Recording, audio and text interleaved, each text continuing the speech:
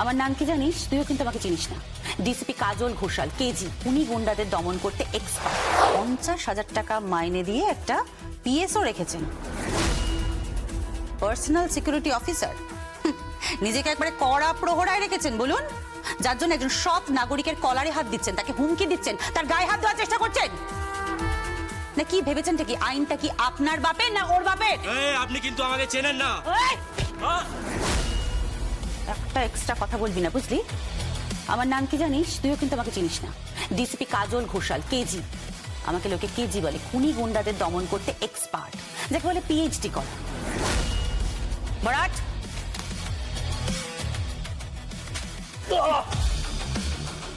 একদম একটাও এক্সট্রা কথা নয়, হ্যাঁ?